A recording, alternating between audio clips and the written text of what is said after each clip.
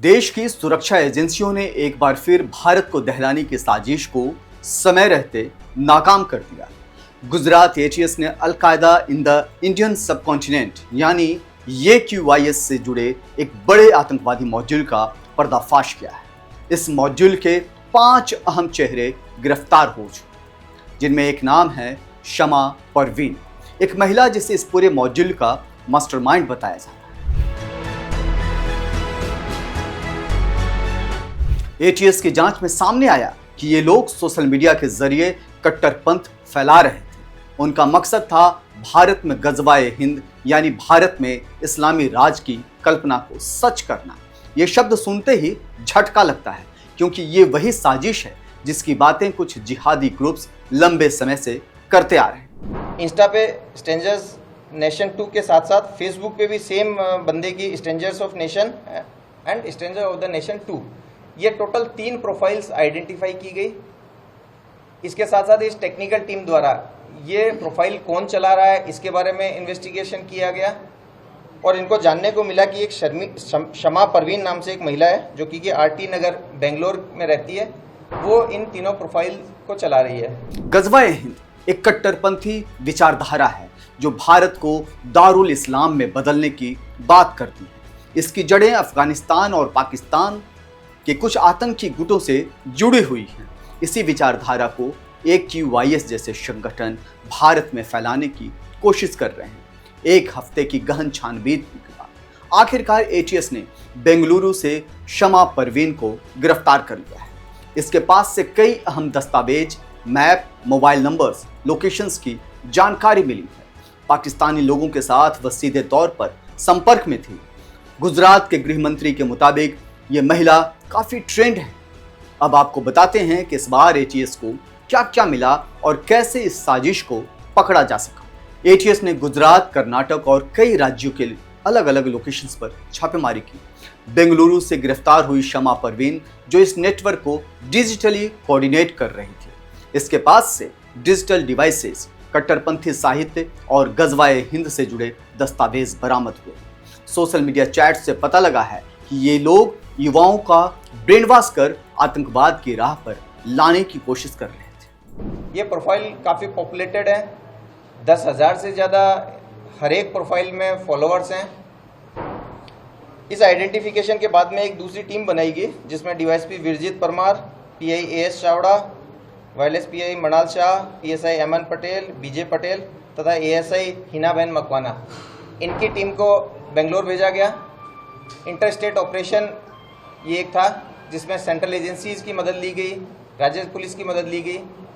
इसके द्वारा जो शमा परवीन है इसको उसके निवास स्थान से पकड़ा गया। इसकी प्रारंभिक पूछपरछ की गई और जो शंकास्पद फ़ोन वगैरह थे वो कब्जे किए गए।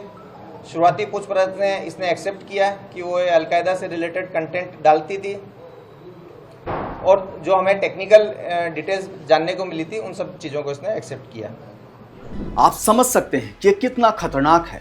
महिलाएं अगर मॉड्यूल लीड करने लगे तो इसका मतलब नेटवर्क काफी गहरा है। ये सिर्फ लॉजिक से नहीं, इमोशन से भी हमला करते हैं। तो सवाल ये उठता है कि कैसे इतनी बड़ी साजिश भारत में पनपने लगी, कहां से आता है इनके पास इतना जहर। गुजरात ATS के मुताबिक शमा परवीन की उम्र लगभग 30 साल है, जो कि बेंगलुरु की रहने वाली है, मूल रूप से झारखंड की है। जांच में सामने आया है वह लगातार और पिछले कई महीनों से लगातार पाकिस्तान के संपर्क में थी। शमा को AQIS की विचारधारा प्रचार के लिए दिल्ली और उत्तर भारत के ग्रुप से जोड़ा जा रहा था। गुजरात ATS के मुताबिक शमा परवीन इस पूरे मॉड्यूल की मुख्य साजिश करता थी और लोगों को कट्टरपंथी बनाकर आतंकवादी गतिविधियों के लिए तैयार कर रही थी। शमा इंस्टाग्राम जैसे सोशल मीडिया प्लेटफॉर्म पर ऐसा कंटेंट शेयर करती थी जिसमें आतंक को बढ़ावा देने वाले वीडियो, भाषण और पोस्ट शामिल थे। आजकल जिहाद मोबाइल स्क्रीन से शुरू होता है। फेसबुक, इंस्टाग्राम, टेलीग्राम, व्हाट्सएप पर ये एक्टिव रहते हैं। धार्मिक पहचान के नाम पर कथित जुल्म के वीडियो और भावनात्मक मैसेज भेजकर लोगों के सेंटिमेंट से खेला जाता है, या यूं कहें कि कट्टरपंथ के बीज बो दिए जाते हैं। ATS को मिले चैट्स में साफ दिखा कि ये लोग गुप्त ग्रुप्स बनाकर युवाओं को जोड़ते और फिर उनसे वफादारी की कस्में लेते। इसके जो तीनों पेजेज अलग अलग पेजेज हैं उनके बारे में अगर डिटेल से चर्चा करें तो इसने अलकायदा के लीडर मौलाना आसिम उमर के काफ़ी सारे वीडियोस अपने पोस्ट्स में डाले हैं जो कि हथियारबंद विप्लव, गजवाए हिंद की स्थापना तथा धार्मिक आधार पर हिंसा व आतंकवादी हमलों के लिए लोगों को उकसाता है। साथ ही साथ अलकायदा के इमाम अनवर औलाकी के जिहादी स्टेटमेंट्स भी जो कि देश विरुद्ध करने के लिए लोगों को उकसाते हैं वो इसने डाले हुए हैं। लाहौर की लाल मस्जिद के मौलाना अब्दुल अजीज़ के बयान भी जो कि देश में धार्मिक आधार, जातिगत आधार पर वैमनस्य फैला करके हिंसा फैलाना चाहते हैं, उस तरह के वीडियोज़ भी इसने डाले हैं। इस महिला की वहाँ से अरेस्ट करने के बाद में ट्रांजिट रिमांड पे इसको लिया गया। आज अर्ली मॉर्निंग में इसको अहमदाबाद लाया गया है और आगे इसको कोर्ट में प्रोड्यूस करके रिमांड लेकर के आगे जो भी चीज़ें होंगी आपको बताई जाएगी। ये मॉड्यूल टेक सेवी है। आईपी छिपाने के लिए वीपीएन, टीओआर और एनक्रिप्टेड चैट्स का इस्तेमाल करते हैं। गुजरात एटीएस को शमा परवीन के पास से पाकिस्तान से जुड़े कुछ अहम दस्तावेज, मैप, मोबाइल नंबर्स, लोकेशंस की जानकारी भी मिली है। ये पांचों आरोपी जो गिरफ्तार किए गए हैं वे एक दूसरे से सोशल मीडिया के जरिए कनेक्टेड थे।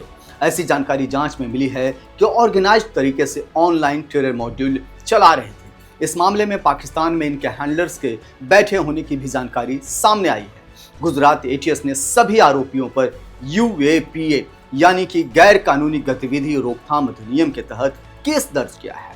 शमा के पास से laptop, mobile, hard disk, AQIS संबंधित डिजिटल लिटरेचर की बरामदगी की गई है। साथ ही साथ उसके encrypted chats, social media accounts, digital forensic team इन डेटा की जांच कर रही है ताकि इनके अन्य नेटवर्क सदस्यों का पता चल सके। AQIS यानी अलकायदा इन इंडियन सबकॉन्टिनेंट 2014 में बना यह संगठन भारत, बांग्लादेश, म्यांमार और पाकिस्तान में बेहद एक्टिव है।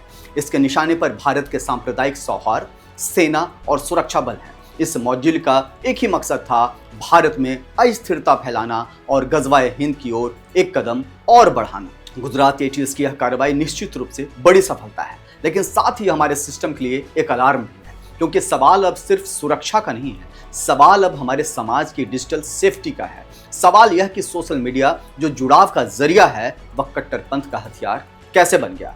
भारत में आतंक अब सीमाओं से नहीं आता, वह इंटरनेट के रास्ते हमारे घरों तक घुस रहा है। गुजरात एटीएस की यह कार्रवाई सिर्फ गिरफ्तारी नहीं है, ये एक संदेश है उन तमाम साजिशकर्ताओं के लिए कि भारत की धरती पर गजवाए हिंद का सपना कभी पूरा नहीं होगा। मैं हूं नीरज शर्मा और आप देख रहे हैं ONOG न्यूज। कैसा लगा ये वीडियो आप हमें जरूर बताइएगा। साथ ही बताइएगा कि ऐसे गजवाए हिंद को रोकने के लिए सरकार को या फिर पुलिस अधिकारियों को और क्या करना चाहिए। तब तक के लिए जय हिंद, जय भारत, नमस्कार।